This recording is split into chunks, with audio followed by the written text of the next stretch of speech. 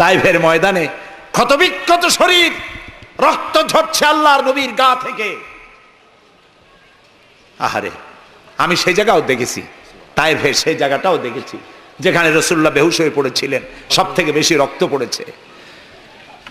রাসূলুল্লাহ যখন হুশ আসতেন, বেহুশ হয়ে গেছিলেন, ফেরেশতারা দাঁড়ায় কাঁদতেছে আর বলছে, ইয়া রাসূলুল্লাহ, আপনার এই করুণ অবস্থা দেখে আকাশের ফেরেশতারা কাঁদতেছে, আমি সহ্য করতে পারছি না। জিবরাইল বলছেন, আমি হুকুম চাই, আপনি আমাকে হুকুম দেন, দুটা পাহাড় মিলায় দিয়া সব কাফের পিছে শেষ করে দিই। আল্লাহর নবী বলেন, জিবরাইল, আমি যদি হুকুম করি, আমার হুকুমে যদি দুই পাহাড় দিয়া মানবগুলিকে সব যদি পিছে মেরে ফেলে দাও, একটা কাফেরও যদি না বাঁচে, তাহলে কার কানে আমি পৌঁছাবো লা ইলাহা ইল্লাল্লাহু মুহাম্মাদুর রাসূলুল্লাহ।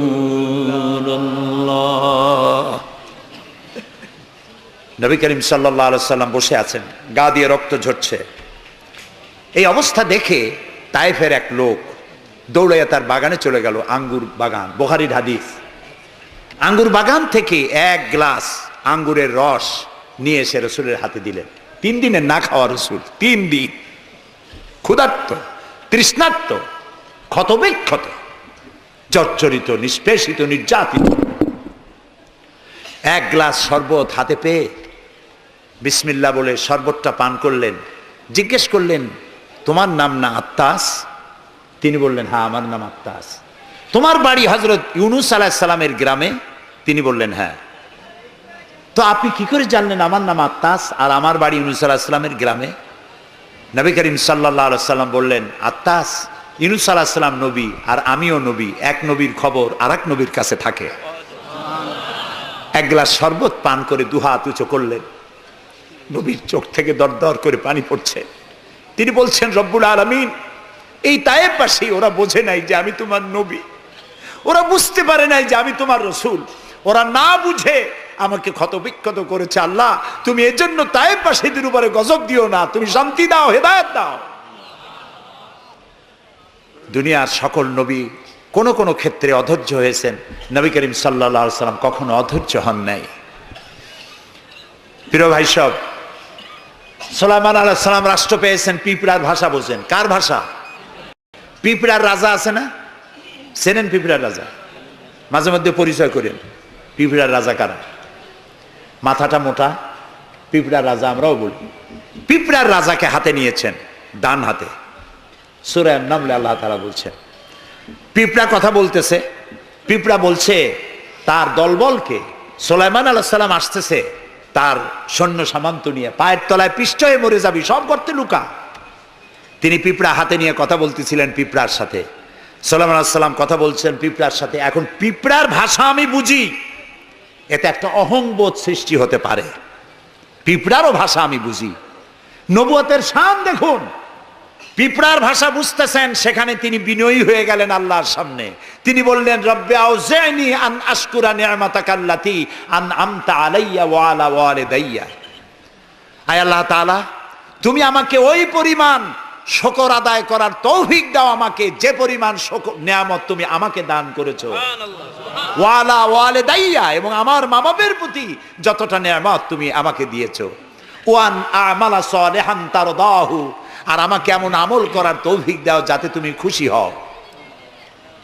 ওয়াদখিলনি বিরাহমাতিকা ফি ইবাদিকাস সালিহিন, আর আল্লাহ আমাকে ইবাদে সালেহের মধ্যে শামিল করে দাও। সুবহানাল্লাহ। প্রিয় ভাই সব, আমার মূল বক্তব্য ছিল, এই সব সচ্চরিত্রবান সুপার কোয়ালিটির মানুষ আল্লাহর নবীরা মার খেলেন কেন? শুধুমাত্র দাঁত মাজা, সুরমা লাগান, দাড়ি লাগান। আমি যদি আপনাদের বলি সবাই দাড়ি রাখবেন, আপনারা কি আমার মারতে আসবেন? কেন মারবেন? আমি তো খারাপ কথা কিছু বলি, এই জন্য মারামারি হয় না। মারটা হইল কেন? মার হয়েছে এই কারণে, নবীরা বলেছেন লা ইলাহা ইল্লাল্লাহ, আল্লাহ ছাড়া কোনো ইলাহা নাই, আইনদাতা নাই, বিধানদাতা নাই, একমাত্র আইনদাতা তিনি। এখন আল্লাহর আইনটা কি সেটা আমাদেরকে বুঝতে হবে, সেটার দিকে আমি আগাচ্ছি ইনশাআল্লাহ। নবী করিম সাল্লাল্লাহু আলাইহি ওয়াসাল্লাম যখন এই কালিমার দাওয়াত দিলেন, মার শুরু হয়ে গেল। যারা এতদিন বলছিল আল আমিন, কি বলছিল রসুলকে? আল আমিন, তারাই এখন নবী করিম সাল্লাল্লাহু আলাইহি সাল্লামকে পাগল বলা শুরু করলো। রসুলকে পাগল বলা হলে আঘাত লাগে কার গায়ে? আঘাত লাগে কোথায়? আল্লাহর গায়ে বলা যাবে না, আল্লাহর অস্তিত্বে আঘাত লাগে। আল্লাহ রাব্বুল আলামিন এই কাফিরদের অপবাদের জবাবে আল্লাহ তাআলা প্রতিবাদ করলেন। তিনি বললেন, ওয়ামা সাহিবুকুম বিমাজনুন, তোমাদের সাথী পাগল নন। তোমাদের সাথী বললেন আল্লাহ তাআলা। কেন? তোমরা তো এই লোককে হতে দেখেছো, তার শৈশব, কৈশোর, যৌবন, আর এই বয়স পর্যন্ত তোমরা তাকে চোখের সামনে দেখেছো। পাগলামির কি দেখলে তোমরা তার ভেতরে? কেন পাগল বলো? তিনি পাগল নন, তিনি শায়ের নন, তিনি জাদুকর নন, তিনি গণক নন, তিনি আমার নবী। প্রিয় ভাই সব, মুসলমানেরা মার খাচ্ছে, পালিয়ে বেড়াচ্ছে। বুখারী শরীফে এসেছে ওয়ান খাব্বাব বিন আরিত রাদিয়াল্লাহু তাআলা আনহু আন্নাহু قال শাকাউনা ইলা রাসূলিল্লাহ সাল্লাল্লাহু আলাইহি ওয়াসাল্লাম ওয়া হুয়া মুতাওয়াসসাদুন বুরদাতুন লাহু ফি জিল্লিল কাবা। হযরতে খাব্বাব বলেন, আমরা অত্যাচারিত হয়ে একদিন নবী করিম সাল্লাল্লাহু আলাইহি ওয়াসাল্লামের কাছে গেলাম, যে দেখতে পেলাম তিনি কাবা শরীফের ছায়ায় চাদর মুড়ি দিয়ে আরাম ফরমাচ্ছেন। আমরা কাছে গিয়ে বললাম, আলা তাদউ লানা আলা তাস্তানসিরু লানা ইয়া রাসূলুল্লাহ, হে রাসূল। মাইর খাইতে খাইতে আমরা শেষ হয়ে গেলাম। আমাদের মুসলমানদের উপরে আগুন চাপা দেওয়া হচ্ছে, পাথর চাপা দেওয়া হচ্ছে, বেলালকে উটের পায়ের রশিতে বেঁধে উট তাড়ানো হচ্ছে। ক্ষুধার জ্বালায় শেষ হয়ে গেলাম, ঘুমাইতে দেয় না, মাইরে অস্থির হয়ে গেলাম। হে রাসূল, আপনি কি আল্লাহর কাছে আমাদের জন্য দোয়া করবেন না? আপনি কি আমাদের জন্য আল্লাহর কাছে সাহায্য প্রার্থনা করবেন না?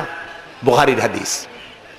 রাসূলুল্লাহ উঠে বসলেন, বললেন, ও খাব্বাব, তোমাদের আগে এই পৃথিবীতে যারা এসেছিলেন সেই সমাজের সমাজপতিরা কলেমার দাওয়াত দেওয়ার অপরাধে তাদেরকে ধরতো। ফায়ুখাজুর রাজুলু ফায়ুহফারু লাহু ফিল আরদ, তারা তাদেরকে ধরতো আর তাদের জন্য গর্ত খনন করত। ফায়ুজআলু ফিহা, এরপরে সেই গর্তের ভিতরে তাকে কোমর পর্যন্ত গেড়ে দিত।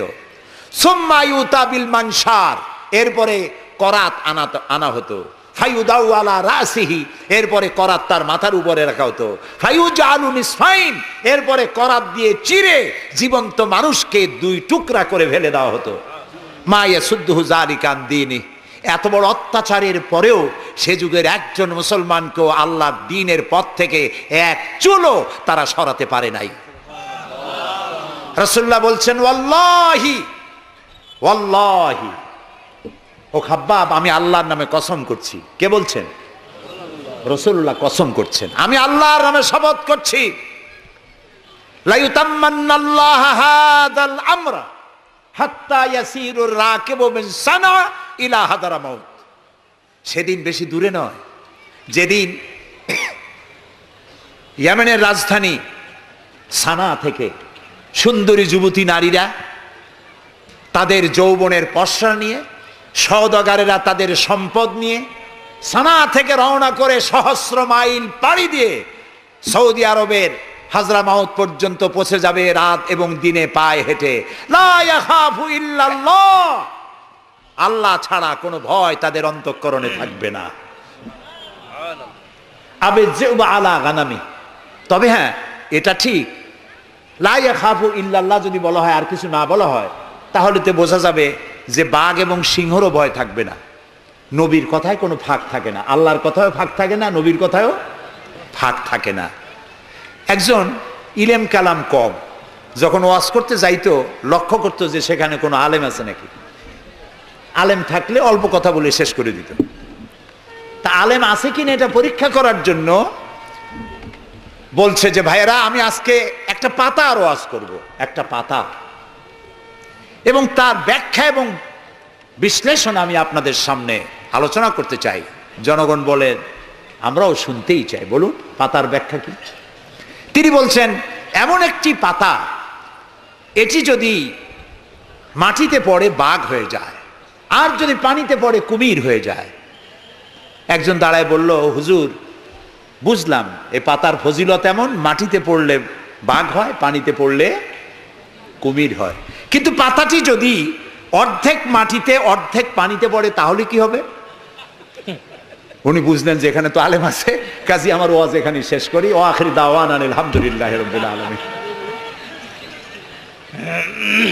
কথার মধ্যে ফাঁক থাকলে এরকম হয়, কিন্তু আল্লাহর কথা, নবীর কথায় কোনো ফাঁক নাই।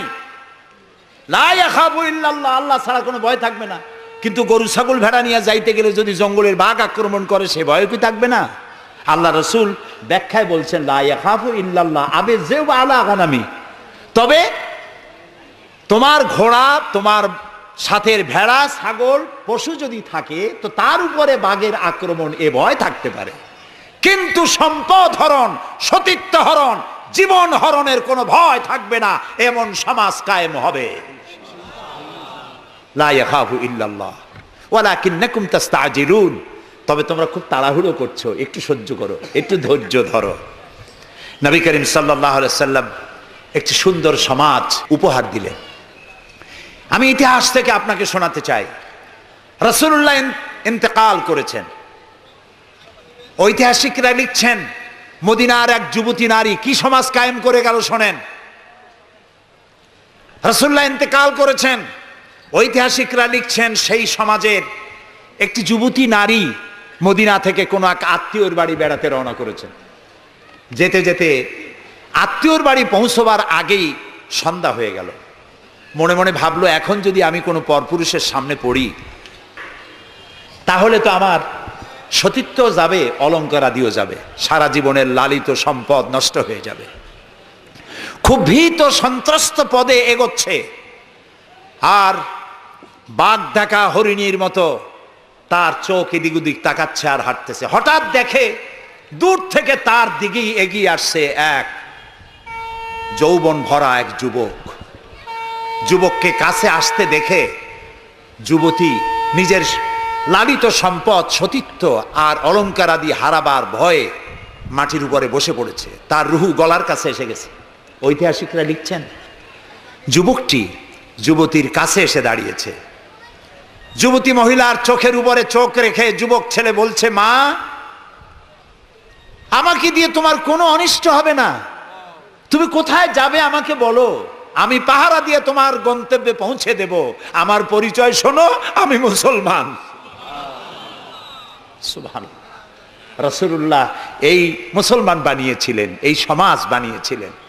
তাই আমি আফসোস করে বলি, মরা মানুষ জিন্দা হওয়ার কোন সুন্নত যদি থাকতো, আর একজন সাহাবী যদি আজ জিন্দা হতেন আর আমাদেরকে যদি দেখতেন, তাহলে চিৎকার দিয়ে বলতেন আল্লাহর কসম, রাসূলুল্লাহ দান্দার মোবারক শহীদ করে সাহাবীরা জীবন দিয়ে যে মুসলমান বানিয়ে রেখে গিয়েছিলেন, আল্লাহর কসম এগুলো সেই মুসলমান না। আমাদের চরিত্র এই পর্যায়ে পৌঁছে গেছে। রাসূলুল্লাহ সাল্লাল্লাহু আলাইহি ওয়াসাল্লাম ইসলাম দিয়ে মানুষকে একটি সুন্দর সমাজ দিয়েছেন। ইসলাম মানেই শান্তি। বলেন তো ইসলাম মানে কি? বলেন না, অর্থ কি? শান্তি। তবে শর্ত সাপেক্ষে, যারা আনুগত্য করবে তাদের জন্য শান্তি। আমরা একজন আর একজনের সঙ্গে দেখা হলে কি বলি? আসসালামু আলাইকুম। যারা প্রত্যেক দিন প্রতি মুহূর্তে একজন আর একজনকে সালাম দেয়, সেই জাতি কোনোদিন সন্ত্রাসী হতে পারে? সালামু আলাইকুম, আপনি বললেন ওয়ালাইকুম আসসালাম। নবী করিম সাল্লাল্লাহু আলাইহি ওয়াসাল্লাম বলেছেন আফশুস সালাম ওয়া আতইমুত তুআম ওয়া সাল্লু আন-নাসু বিন-নিয়াম তাদখুলুল জান্নাতা বিস-সালাম। তিনটি কথা। কয়টি কথা শুনতেছেন আপনারা? এক নম্বর হচ্ছে সালাম বিনিময় করো বেশি করে। রাসূলুল্লাহ বলছেন, একটা গাছের এপাশে বসে দেখা হয়েছিল, সালাম দাও, গাছটা ঘুরে আসছে, লোকটা আবার সালাম দাও। আমাদের দেশে অভ্যাস নাই। সব বসেরা চায় আমার অধীনস্থ লোকেরা আমারে সালাম দিক। রাসূলুল্লাহ তার স্ত্রীকে সালাম দিতেন। এমনকি রাস্তা দিয়ে যাওয়ার সময় বাচ্চা পোলাপান খেলাধুলা করছে, তাদেরকে তিনি সালাম দিতেন। আমরা কি দেই? আমরা দেই না। হুজুররা মনে করেন মুরিদরা আমারে দেবে। মন্ত্রী মনে করে অন্যরা আমারে দেবে, এসপি মনে করে পুলিশ আমারে দেবে, কিন্তু সালাম যিনি আগে দেবেন তিনি অহংকার মুক্ত, সুবহানাল্লাহ। এবং এই সালাম অন্যরা বলে কি সুপ্রভাত, গুড মর্নিং, গুড ইভিনিং, শুভ সন্ধ্যা, শুভরাত্রি। এটার ব্যাখ্যা কি? সকালবেলায় 280 মাইল স্পিডে ঝোড়ো হওয়া প্রবাহিত হচ্ছে, 30 ফিট উঁচু হয়ে জলোচ্ছ্বাস হচ্ছে, মানুষ মরতেছে, বাড়ির টিন উড়ে যাচ্ছে। সকালবেলা কেউ যদি যায় বলে গুড মর্নিং, থাপড়ায় দাঁত ফালায় দেবে না? বেটা এর চাইতে ব্যাড মর্নিং তো কখনো আসে নাই। রাতের বেলায় মা মারা গেছে, তার বাড়ি গিয়ে বলছে গুড নাইট, কেমন লাগবে কন? সুতরাং ইসলামের বিষয়টাই মোর সায়েন্টিফিক। সুখে দুঃখে, বিপদে আপদে, সুখে শান্তিতে, রাতে দিনে, সকালে সন্ধ্যায় যখন দেখা হচ্ছে একজন আরেকজনকে সালাম, আসসালামু আলাইকুম। পয়সা লাগতেছে? কথা না কইলে বুঝবো কি? বিনা পয়সায় আল্লাহ তোমার উপরে শান্তি দিক, রহমত দিক। আপনি আরো বেশি করে কন ওয়ালাইকুম আসসালাম ওয়া রাহমাতুল্লাহি ওয়া বারাকাতুহু ওয়া মাগফিরাতুহু। তারপরে কি করে? হাত দেন। কিছু কিছু লোক আছে হাত মোটে ছোঁয়ায়, সবটা দিতে চায় না। আবার হাতটা দিয়া এরকম ঝাঁকি ঝাঁকি করে, মনে করে যত ঝাঁকি তত নেকি। এটা কিন্তু একটা পাগলামি। জি, আপনি হাত নাচান কেন? ধরে রাখেন আর বলবেন ইয়াগফিরুল্লাহু লি ওয়া লাকুম, আল্লাহ তোমারও শান্তি দিক, আমারও শান্তি দিক, আল্লাহ তোমারও মাফ করুক, আমারও মাফ করুক, সুবহানাল্লাহ। সালাম দাও বেশি করে। কে বলতেছেন? আল্লাহ রাসূল। বাড়িতে যেয়ে সালাম দেবেন, বউরে সালাম দেবেন। আপনার স্ত্রী আপনার কৃতদাসী নয়, আপনার সমান অধিকার তা। আপনি সালাম দিবেন। ঘরের মধ্যে মুখ কালো করে ঢুকলেন, বউ কিছু কইল না, আপনিও কিছু কইলেন না, মনে হলো দুইজন বোবা। আপনি ঘরের মধ্যে প্রবেশ করতেছেন, আসসালামু আলাইকুম ওয়া রাহমাতুল্লাহ, গৃহবাসীরা তোমাদের উপর আল্লাহর রহমত নাজিল হোক, সুবহানাল্লাহ বলবেন না? আজকেই এই আমল করবেন, বাড়ি যাইয়ে বউরে সালাম দেবেন। তবে যারাদের কোনোদিন দেওয়ার অভ্যাস নাই তাদের একটা সমস্যা হইতে পারে। হঠাৎ করে সালাম দিলে বউ মনে করবে কপালে দুঃখ আছে বুঝে আছে, একটু বুঝাই বলে নেবেন। তবে আজকের থেকে সালাম শুরু হবে, ঠিক আছে না ভাই? আজকের থেকে শুরু হবে। বাচ্চাকে বাড়ি থেকে বিদায় করছেন, স্কুলে যাচ্ছে, মা বাবা শিখায় বাই বাই, টাটা, যাই যাই, খাই খাই। এটা কথা হইল? বাচ্চা বিদায় হচ্ছে, বাচ্চার মাথায় হাত দিয়া বলেন ফি আমানিল্লাহ, তোমারে আমি আল্লাহর আমানতে ছেড়ে দিলাম, সুবহানাল্লাহ। কিসের বাই বাই টাই? আমরা মুসলমান, এই মুসলিম ট্র্যাডিশন, মুসলিম কালচার বাঁচায় রাখতে হবে যে কোনো মূল্যে। ছেলেদের নাম রাখতে গিয়ে মন্টু, বল্টু, সেন্টু, ডবলু, আকাশ খাতুন, বাতাস বেগম, একটা নাম হইল? আচ্ছা ভাই, আপনি লক্ষ্য করেন তো, পৃথিবীতে কোন ইতিহাস সৃষ্টিকারী মানুষ বল্টু আর মন্টু জাতীয় নাম আছে? পৃথিবীর কোন আলেম, হজরত মাওলানা বল্টু সাহেব এখন ওয়াজ করবেন? এই যে মাজার দেখতে পান, ইনি হচ্ছেন হজরত পীরে বুজুর্গ খানানে খানান সিরাজুস সালিকিন মিসবাহুল আরিফিন হজরত মাওলানা সেন্টু রহমতুল্লাহ আলাইহির মাজার আছে? এরকম নাই। আপনি নাম যত খারাপ রাখবেন, আপনার সন্তান গুন্ডা হবে, বদমাশ হবে, চাঁদাবাজ হবে, জিনাকার হবে। নাম রাখবেন মুসলমানি নাম, ভালো ভালো নাম, আরবি নাম। আলেমদের কাছে জিজ্ঞাসা করে নাম রাখবেন যে এই নামটা কি রাখবো আর নামের অর্থটা কি। আন্দাজে আবার নাম রেখেন না। কুয়েত এয়ারপোর্টে একদিন বাংলাদেশের একজনের পাসপোর্ট দেখে পুলিশেরা হাসাহাসি করতেছে। কারণ কি? কারণ হলো পাসপোর্টধারী যিনি, তার নাম হলো জামাল মিয়া, আর পিতার নাম হলো তরিক মিয়া। জামাল শব্দের অর্থ হচ্ছে উট, আর জামাল মিমে আলেফ দিয়ে যদি হয় তাহলে হয় সৌন্দর্য। এখন জামাল মানে উট, মিয়া মানে 100, ওর নাম 100 উট। আর তরিক মানে রাস্তা, মিয়া মানে 100, ওর নাম 100 উট আর ওর বাপের নাম 100 রাস্তা।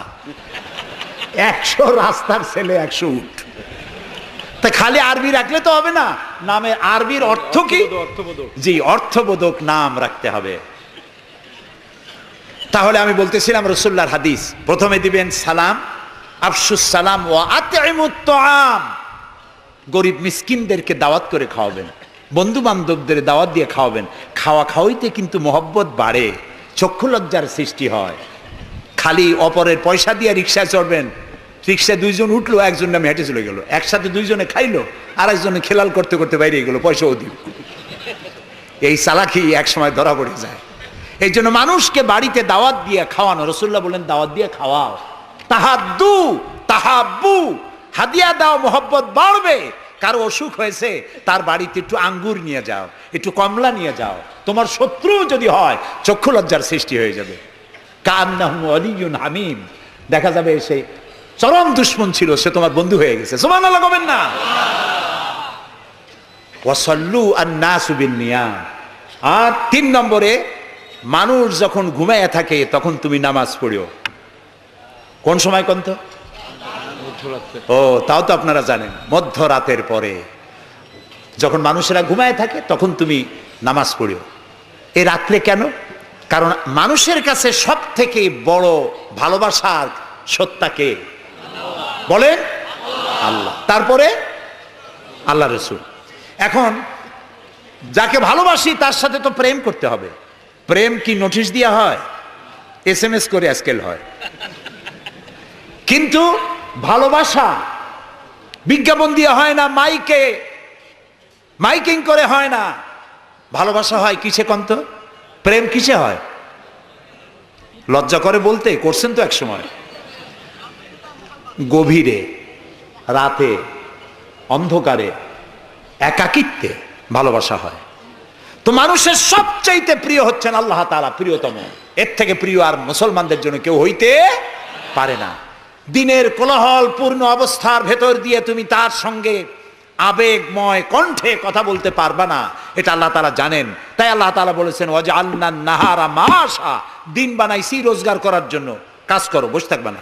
ফাইজা কুদিয়াতিস সালাত ফান্তাশিরু ফিল আরদ, নামাজ পড়া হয়ে গেছে, মসজিদে বসে থাকতে পারবা না। অফিসার, জোহরের নামাজে রক্ত হয়েছে, অফিস বন্ধ করে নামাজ পড়ো, জোহর পড়ো, সুন্নত পড়ো। নফল পড়তে পারবা না জোহরের সময়, তসবিহ পড়তে পারবা না, কারণ এই তসবিহ পড়ে, নফল পড়ে সময় নষ্ট করে পূর্ণ বেতন নিলে বেতন হালাল হবে না। মেডিকেল নিয়ে সুস্থ মানুষ সেল্লা দিতে যাবা, পয়সা হারাম, নেক পয়সা হবে না, হালাল পয়সা কামাই দিতে হবে। সেল্লার নাম বললাম বলে তাবলিগি ভাইরা অসন্তুষ্ট হবেন না, একটা দৃষ্টান্ত দিলাম। আমি তাবলিগি ভাইদেরকে শ্রদ্ধা করি, সম্মান করি, তারাও দ্বীনের কাজ করছে। সুতরাং মসজিদের ভেতরে আপনি নামাজ পড়ে আল্লাহ তাআলা বলছেন কি শোনেন, ফরজ, ফাইজা কুদিয়াতিস সালাত ফান্তাশিরু ফিল আরদ, নামাজ পড়া হয়ে গেছে, বেরিয়ে যাও। কোথায় যাও? দুনিয়ায় যাও, হাটে যাও, বাজারে যাও, কলে যাও, কারখানায় যাও, আদালতে যাও, শিক্ষা প্রতিষ্ঠানে যাও, চাষ করতে যাও। যাইয়া কি করো? আবতাগু মিন ফাদলিল্লাহ, আর আমার রিজিক, আমি যে তোমারে অনুগ্রহ করেছি, রিজিক দিয়েছি, ওই রিজিক তালাশ করে আনো। সুবহানাল্লাহ। প্রিয় ভাই সব, হযরত ওমর রাদিয়াল্লাহু তাআলা আনহু মসজিদের ভিতরে দেখলেন কিছু লোক বসা, জোহরে দেখলেন, আসরে দেখলেন, মাগরিবে দেখলেন, এশায় দেখলেন। পরের দিন ফজরের সময় সেই একই জায়গায় কয়েকটা লোক, একই লোক দেখে জিজ্ঞেস করলেন তোমরা কারা? বলল নাহনু মুতাওয়াক্কিলিন, আমরা আল্লাহর উপরে ভরসা করি এবং আল্লাহর উপরে ভরসা করে এখানে জিকির আজগার করি। খাও কি? কয় যে আমাদের এই জিকির আজগার দেখে পাশের লোকেরা ভাত রাইন্দে আমাকে খাওয়ায়। রাসূলুল্লাহ বললেন তোমরা তো মুতাওয়াক্কিলুন, তোমরা তো অন্যের উপরে নির্ভরশীল, আল্লাহর উপরে তো নির্ভরশীল তোমরা নও। শোনো, আগামীকাল এই জোহরের নামাজের পর যদি তোমাদেরকে এখানে বসা দেখি, ব্যাট মেরে মসজিদ থেকে বের করে দেব। মসজিদে নির্দিষ্ট সময় নামাজ পড়তে আসবে, বাকি সময় কাজ করতে হবে মানুষের জন্য, নিজের জন্য, জনগণের জন্য, রাষ্ট্রের জন্য। এর নাম ইসলাম। এর নাম কি? ইসলাম। বাস্তবমুখী, বৈরাগ্য নয়। আপনি দিন কায়েমের জন্য, আল্লাহর বেশি জিকির আজগার করার জন্য জঙ্গলে যাবেন, লা রাহবানিয়াতা ফিল ইসলাম, ইসলামে বৈরাগ্যবাদকে সমর্থন করে না। কথা বুঝে আসছে? সুতরাং আপনি রাত্রি বেলায়, দিনের কোলাহলপূর্ণ সময়, আপনি আল্লাহর সাথে প্রেম করতে সময় পাচ্ছেন না। আল্লাহ তাআলা বলছেন ওয়াজআলনাল লাইলা লিবাসা ওয়াজআলনা নাওমাকুম সুবাতা, রাত্রে বানাইছি, রাত্রিকে বানাইছি শান্তির আচ্ছাদন। সুবহানাল্লাহ বলবেন না? রাত হলো শান্তির আচ্ছাদন, তীর্যক রৌদ্রের তীব্র প্রখারকে বন্ধ করে দিয়ে রাতের একটি অন্ধকারের চাদর দিয়ে, কালো চাদর দিয়ে পৃথিবীটাকে ঢেকে দিলাম। আর একটু শান্তির জন্য চাঁদ আর তারকার নামে কিছু ডিম লাইট জ্বালাই দিলাম। গভীর রাত্রে ওঠো, মানুষ যখন ঘুমায় তখন তুমি সেজদায় পড়ে কাঁদো। রাসূলুল্লাহ বলেছেন, অনুশোচনা আর অনুতপ্তের এক ফোঁটা পানি নাকের অর্ধেক আসতে না আসতে আল্লাহ তাআলা ওই ক্রন্দনরত বান্দাকে মাফ করে দেন। সুবহানাল্লাহ। এই তিনটি কাজ যে করবে, কয়টা কাজ? তিনটি। এই তিনটি কাজ যারা করবে তাদখুলুল জান্নাতা বিসসালাম, আখরাজাহু মুসলিম। মুসলিম শরীফের হাদিস। রাসূলুল্লাহ বলছেন, এই তিনটে কাম করো, শান্তির সাথে জান্নাতে চলে যাবে। তাহলে যে জাতির জীবন ব্যবস্থার নাম কি? ইসলাম। আর আমাদের নাম মুসলমান। সব জায়গায় কিন্তু শান্তি, দেখা হইলে সালাম। আল্লাহর নাম কি? শান্তি। আর আল্লাহর এক নাম কি? সালাম আছেন আল্লাহর নাম, আল্লাহর নাম শান্তি। তারপরে নামাজ পড়ে শেষ করার পরই ডান দিকে বাম দিকে কি বলি? নামাজ পড়েও বলি আসসালামু আলাইকুম ওয়া রাহমাতুল্লাহ। জীবনের শেষ নামাজ কোনটা? জানাজা। তার শেষ কথা কি? আসসালামু আলাইকুম ওয়া রাহমাতুল্লাহ। এরপরে মুমিনদের লাস্ট ডেস্টিনেশন দারাকা দারাস সালাম, শেষ জায়গা কোথায়? জান্নাত। এই যাদের ধর্ম, এই যাদের দিন, এই যাদের জীবন ব্যবস্থা, সেখানে আল্লাহর আইন প্রতিষ্ঠার নামে বোমা মারা লাগবে? জবাব দেন। সন্ত্রাসী তৎপরতা করা লাগবে? কোন নবী, কোন রাসূল সন্ত্রাসী তৎপরতা চালিয়েছেন, মানুষ হত্যা করেছেন, এর কোন নজির আছে পৃথিবীতে? আছে? পৃথিবীতে নাই। আপনারা বলতে পারেন, তাহলে রাসূলুল্লাহ যুদ্ধ করছিলেন কেন? নবী করিম সাল্লাল্লাহু আলাইহি ওয়াসাল্লাম যত যুদ্ধ করেছিলেন সব ছিল ডিফেন্সিভ, আত্মরক্ষামূলক। তিনি নিজে যুদ্ধ শুরু করেছেন, এর কোন নমুনা নাই। একটি হাদিস পাওয়া যাবে না যে নবী করিম সাল্লাল্লাহু আলাইহি ওয়াসাল্লাম ক্ষমতা গ্রহণ করার পর সাহাবীদের রাতের বেলায় পাঠিয়ে দিয়েছেন, ওই গ্রাম আমার উপর ঈমান আনে নাই, বাড়ি শুদ্ধ জ্বালায় দাও, হত্যা করো, বলেছেন? সুবহানাল্লাহ। বন্দীরা এসেছে, বন্দীদেরকে তিনি শর্ত করেছেন, বন্দীদের খাবার দিয়েছেন, থাকার দিয়েছেন, আর বলেছেন কোন বন্দী যদি একটা নিরক্ষর লোককে অক্ষর জ্ঞান সম্পন্ন করাতে পারে, স্বাক্ষর দিতে পারে, এই জ্ঞানটুকুন যদি দিতে পারে, এর বিনিময়ে তাকে মুক্তি দেওয়া হবে। আজকে আমেরিকা আমাদেরকে ভদ্রতা শিখায়, বন্দীদের সাথে তোমরা কি ব্যবহার করেছো? আল গারিব কয়েদখানায় কি অসভ্যর বর্বরতা তোমরা করেছো, পৃথিবীর ইতিহাসকে ম্লান করে দিয়েছো, সভ্যতার মুখে কালিমা লেপন করেছো। আল গরিব কয়েদখানার তারা কি করেছে আমি ভাষা দিয়া ভদ্রলোকের সামনে তা উচ্চারণ করতে পারবো না।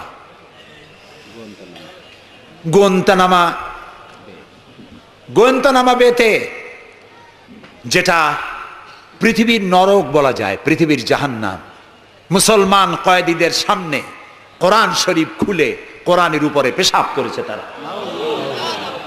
একজন মুসলমান হাত পা বান্ধা, তার সামনে কোরআনে পেশাব করলে তার অবস্থাটা কি হয়? সে তো আত্মহত্যা করতে চায়, তখন আমার জীবন চলে যাক, কোরআনের অমর্যাদা তো সহ্য করা যায় না। তোমরা তাই করেছো। তোমরা ইরাকে 70 বছরের বৃদ্ধা নারীকে দুই পার দুই হাতের উপরে ভর করে গাধার মতো বানাইয়া তার পিঠের উপরে তোমরা চড়ে বাজারে বাজারে ঘুরেছো। তোমরা সেই জাতি, তোমরা নারীত্বের অমর্যাদা করেছো, মনুষ্যত্বের অমর্যাদা করেছো। বাংলাদেশকে গণতন্ত্র শিক্ষা দেওয়ার জন্য তোমাদের আসার কোনো জরুরত নাই। গণতন্ত্র আমাদের কাছ থেকে শিখে যাও, সভ্যতা ভদ্রতা আমার দেশ থেকে শিখে যাও। তোমরা সাম্প্রদায়িক সম্প্রীতির কথা বলো, আমার দেশ থেকে শেখো। আমার দেশের হিন্দুরা রোজার মাসে মসজিদের পাশে যত মণ্ডপ ছিল, মাগরিবের আজানের সময় কেউ ঢোল বাজায় নাই, মাইক বাজায় নাই, ঠিক না? আমার দেশের মুসলমানেরা তাদের সারা দিন রোজা রেখে তাদের গান বাজনা চিৎকারে কান অস্থির হয়েছে, কিন্তু কেউ যে বলে নাই যে ঢোল বাজাইতে পারবে না, গান গাইতে পারবে না, বলেছে কেউ? সাম্প্রদায়িক সম্প্রীতি এখানে তোমরা খুঁজে বেড়াও যেখানে সম্প্রীতি নাই। কোথায় সাম্প্রদায়িক সম্প্রীতি নাই? সব জায়গায় সাম্প্রদায়িক সম্প্রীতি। সব থেকে পৃথিবীর মধ্যে বাংলাদেশে সাম্প্রদায়িক সম্প্রীতি সব থেকে বেশি। দেশের বদনাম বিদেশে গিয়ে এত বলে মানুষ, চিন্তা করতেও কষ্ট হয়। এখন ধোঁয়া তুলেছে দ্রব্য মূল্যের জ্বালায় বাংলাদেশ নাকি শেষ। আচ্ছা ভাইরা, দ্রব্য মূল্য পৃথিবীতে কোথায় না বেড়েছে? তবে আমাকে বলতে হবে, দ্রব্যমূল্যের কারণে বরিশালে না খাইয়া মরছে কয়জন? আমি আপনার কাছে হিসাব চাই, বলেন। মরেছে একজনও? বাংলাদেশে মরছে একজনও? দ্রব্যমূল্য বাড়তে পারে, কিন্তু ক্রয় ক্ষমতাও তো বেড়েছে মানুষের, আলহামদুলিল্লাহ বলেন। আমি তো সেদিন আমার পিরোজপুরে দেখলাম এক রিক্সাওয়ালা, তার বাড়িতে শামিয়ানা টানানো। আমি জিজ্ঞেস করলাম, এই বাড়িতে কি বিয়ে নাকি? বললো যে একটা রিক্সাওয়ালা অমুক, তারা চিনলাম, তার বাড়িতে বিয়া। সে বিবাহের জন্য পাড়েরহাট বাজার থেকে, ডেকোরেটর থেকে চেয়ার ভাড়া করে এনেছে, শামিয়ানা এনেছে, সেজন্য ধার কর্য করতে হয়নি, সে পয়সা পেয়েছে, তার কাছে পয়সা আছে। বিজিডি, বিজিএফ, তারপরে বৃদ্ধ ভাতা, বয়স্ক ভাতা, এরপরে মুক্তিযোদ্ধা ভাতা, উপবৃত্তি, টিআর, কাবিখা, বিভিন্ন রকমের বিভিন্ন পদ্ধতিতে মানুষের দুয়ারে ক্রয় ক্ষমতার জন্য সরকার টাকা পৌঁছে দিয়েছে। যদি 4-5 বছর আগে সে কত পাইতো, আর এখন কত পায়? সেটাই কথা। 1 টাকা যখন চাউলের সেট ছিল তখন মানুষ না খেয়ে মরতো, এখন 20-22 টাকা, তা তো না খেয়ে মরছে না। আলহামদুলিল্লাহ বলে, আলহামদুলিল্লাহ বলে। সুতরাং এই সব বাজে কথা বলে মানুষকে বিভ্রান্ত করার কোনো সুযোগ নাই। যাক, এটা আমার পয়েন্ট না। আমার পয়েন্ট ছিল, আল্লাহর আইন প্রতিষ্ঠার জন্য বোমা মারা, সন্ত্রাসী তৎপরতার কোনো সুযোগ নাই। আজকে যারা বোমা মারতেছে, এই যে ঝালকাঠি মারলো না, কয়জন মারছে? 2 জন। যেটা মারলো, এইখানে বসে তারে পুলিশে ইন্ট্রোগেশন করতেছিল। ইন্ট্রোগেট করার সময় তারে জিজ্ঞেস করলো, তুমি মারলা কেন? কয় যে আমি আল্লাহর আইন প্রতিষ্ঠা করতে চাই, সে আল্লাহর আইনের বিরুদ্ধে অবস্থান নিয়েছে, বিচার করে, সেই জন্য তারে মারছি। আচ্ছা, বিচারকরা কি আইন তৈরি করে? জবাব না দিলে বুঝবো কি আমি? আপনারা সবাই শিক্ষিত, সিটি কর্পোরেশনের লোক, জবাব দিবেন ঠাস ঠাস করে পুরুষের মতো। বিচারকরা আইন বানায়? তৈরি করা আইনের উপরে তারা ডিসিশন দেন। এই যে আইনজীবী 2 জন 2 পাশে আমার বসে আছে, ওনরা যে পার্লামেন্টের মেম্বার, আদালতে এই জন্য এমপি কে দেখাই দেয়। জি, তো এই যে 2 জন আইনজীবী বসে আছেন আমার পাশে, ওনরা প্রতিষ্ঠিত আইনের উপরে ওনরা আর্গুমেন্ট করেন। আমার দেশে যত আইন আছে, সিভিল ল যেটা, সেখানে তো ইসলামী আইন আছে, আছে না বললেন কেন? আন্দাজে সিভিল ল এর মধ্যে আছে, ক্রিমিনাল ল এর মধ্যে কিছুটা নাই, কিন্তু সিভিল ল এর মধ্যে আছে। মুসলিম পারিবারিক আইন, এটা তো আছেই।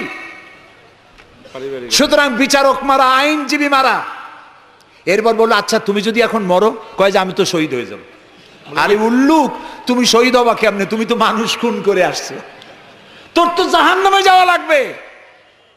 চট্টগ্রামে যে মারলো, বোমা মারতে গিয়ে 2টা হাত গেছে, 2টা পা চলে গেছে। তারপরে তাকে হসপিটালে নেওয়া হয়েছে, পানি চাইছে, এক নার্স পানি দিয়েছে বাম হাত দিয়ে। সে কয় যে বাম হাতে পানি খাবো না। তুই মুসলমান? কয় যে নার্স বলছে আমি মুসলমান। বাম হাত দিয়ে পানি দিলা কেন? আমি তো মুসলমান, ডান হাত দিয়ে পানি দাও। আমি শুনিয়া পরে এক বক্তৃতা বললাম, আসছে মানুষ খুন করিয়া, ও এখন বাম হাত আর ডাইন হাত তালাশ করে। একজনের নাকি মোষ ছিল খুব বড়, আছে না এরকম কিছু মোষওয়ালা, বড় মোষ, ঠোঁট ঠোঁট ঢাকা। কিছু কবি, বুদ্ধিজীবী, এরা কোন রকম বুদ্ধিজীবী হইতে চাইলে এরকম একটু মোষ টোষ বড় থাকা লাগে, চুল টুল 5-6 মাস কামায় না, এরকম একটা অবস্থা। আর মাথাটা ইন্টারন্যাশনাল এয়ারপোর্ট, চুল টুল নাই, স্টেডিয়ামের মতো, চতুর্দিকে কিছু দর্শক আছে, মাঝখানে খালি। তো এইরকমের একজন মোষওয়ালা, ঘন মোষ, এত বেশি মোষ যে টর্চ মারিয়াও বোঝা যায় না যে লোকটা হাসে না কান্দে। ওই রকম এক মোষওয়ালা লোকের মদ খাওয়ার অভ্যাস ছিল। মদের গ্লাস বাম হাতে, আর ডান হাত দিয়ে মোষগুলো উঁচু করিয়া বাম হাত দিয়ে মদ খাইতেছে বহুত কষ্ট করে। একজন জিজ্ঞেস করলো, ভাই তুমি মদ খাওয়াতে এত কষ্ট করতেছো কেন? ঢকঢক করে গিললেই তো হয়, মোষগুলো উঁচু করে নেছো। কয় যে ভাই, হজরত ওলামায়ে কেরামের মুখে শুনছি, পানি টানি কিছু খাইতে গেলে মোষ লাগলে মাকরুহ হয়। ও খাইতেছে মদ, ও মানুষ খুন করে আসছে, আর ও বলতেছে যে আমি বাম হাতের পানি খাবো না। বেটা তুই জাহান্নামে যাবি। আল্লাহ তাআলা বলেছেন, ওমাই ইয়াকতুল মুমিনান মুতাআম্মিদান ফাজাযাউহু জাহান্নাম খালিদান ফিহা ওয়া গাদাবাল্লাহু আলাইহি ওয়া লানাহু ওয়া আ'আদ্দা লাহু আযাবান আযীমা। আল্লাহ তাআলা বলেছেন, যে ব্যক্তি কোনো মানুষ হত্যা করে, মুমিন হত্যা করে ইচ্ছে করে, তার একমাত্র শাস্তি হলো জাহান্নাম। কে বলতেছে? আল্লাহ তাআলা। জাহান্নাম, এবং আল্লাহ লানত, এবং চিরকাল সে জাহান্নামে থাকবে। আল্লাহ তাআলা আরো বলছেন, ওমান কাতালা নাফসান বিগাইরি নাফসিন আও ফাসাদিন ফিল আরদ ফাকান্নামা কাতালান নাসা জামিআ। যদি বিচারকরা বিচারের মাধ্যমে কাউকে মৃত্যুদণ্ড না দেয়, এরকম কোন মানুষকে কেউ যদি হত্যা করে, সে একটি মানুষ হত্যা করলো না, সেজন্য বিশ্বের সমগ্র মানব গোষ্ঠীকে হত্যা করলো। একটা মানুষ হত্যা করার অপরাধ হচ্ছে বিশ্বের সব মানুষ হত্যা করার সমান। ওয়ামান আহিয়াহা, আর কেউ যদি একটি মানুষকে বেঁচে থাকার সুযোগ করে দিল, ফাকান্নামা আহিয়ান নাসা জামিয়া, সেজন্য সারা পৃথিবীর মানুষগুলিকে বেঁচে থাকার জন্য সুযোগ করে দিল। যারা মানুষ হত্যা করে তাদের শাস্তি কি? আল্লাহ তাআলা বলছেন, ইন্নামা জাযাউল্লাযীনা ইউহারিবুনাল্লাহ ওয়া রাসূলাহু ওয়া ইয়াসআউনা ফিল আরদি ফাসাদান। যারা আল্লাহর এই জমিনে বিপর্যয় সৃষ্টি করতে চায়, সন্ত্রাস সৃষ্টি করতে চায়, তাদের জন্য 4 প্রকার শাস্তি। কয় প্রকার শাস্তি? কে বলতেছে? যারা বোমা মারে, যারা গ্রেনেড হামলা করে, যারা মানুষ হত্যা করে, যারা শান্তিপূর্ণ সমাজের উপরে সমাজকে বিশৃঙ্খলা সৃষ্টি করতে চায়, আল্লাহ তাআলা তাদের জন্য 4 প্রকারের শাস্তি নির্ধারণ করেছেন। আইয়ুকাত্তালু, তাদেরকে হত্যা করো, আও ইউসাল্লাবু, অথবা তাদেরকে শুল দণ্ডে দিয়ে দাও, আও তুকাত্তা আইদিয়াহুম ওয়া আরজুলিহিম, অথবা তাদের ডান হাত আর বাম হাত উল্টা কেটে দাও। হয় প্রথমে ডান, পরে বাম পা, বাম হাত ডান পা, একটার উল্টা আর একটা কাটো। চতুর্থ, আও ইউনফাউ মিনাল আরদ, অথবা দেশ থেকে বহিষ্কার করে দাও। সুতরাং আজকে যারা সন্ত্রাসী তৎপরতা চালাচ্ছে, তাদের সাথে ইসলামের কোনো সম্পর্ক নাই। পত্রিকার মাধ্যমে, এক শ্রেণীর সাংবাদিকতার মাধ্যমে এক শ্রেণীর ধর্মনিরপেক্ষ রাজনীতিবিদরা এই সমস্ত সন্ত্রাসের দোষ আলেমদের মাথায় উঠায় দিতে চেয়েছিল। আল্লাহ আমাদের রক্ষা করেছেন, আলহামদুলিল্লাহ। বাংলাদেশের সমস্ত মসজিদ, মাদ্রাসার ইমাম, শিক্ষক, আলেম, ওলামা, পীর, বুজুর্গ সব ময়দানে নেমে পড়ে প্রতিবাদ জানিয়েছে, ইসলামের সাথে এর কোনো সম্পর্ক নাই, সম্পর্ক থাকতে পারে না। বিদায় হজে শুনতেছেন, নবী করিম সাল্লাল্লাহু আলাইহি সাল্লাম বক্তব্য রাখছেন। বিদায় হজে নবী করিম সাল্লাল্লাহু আলাইহি সাল্লাম বললেন, ও সাহাবীরা, আজকের কোন দিন? তারা বললেন, আজকে 9 জিলহজ, ইয়াউমে আরাফা। এটা কি মাস? তারা বললেন, জিলহিজ্জা, এটা জিলহজ মাস। যে ঘর তোমরা তওয়াফ করো, এই ঘরটা কার? সাহাবীরা বললেন, এটা আল্লাহর ঘর। নবী করিম সাল্লাল্লাহু আলাইহি সাল্লাম বললেন, আজকের দিন, আরাফাতের দিন যেমন পবিত্র, আজকের মাস যেমন পবিত্র, আল্লাহর ঘর যেমন পবিত্র, তোমাদের একের রক্ত আরেকজনের কাছে সেই রকম পবিত্র। সুবহানাল্লাহ বলেন। রাসূলুল্লাহ বলছেন, একটি মানুষ হত্যা করা কত বড় অপরাধ শোনো।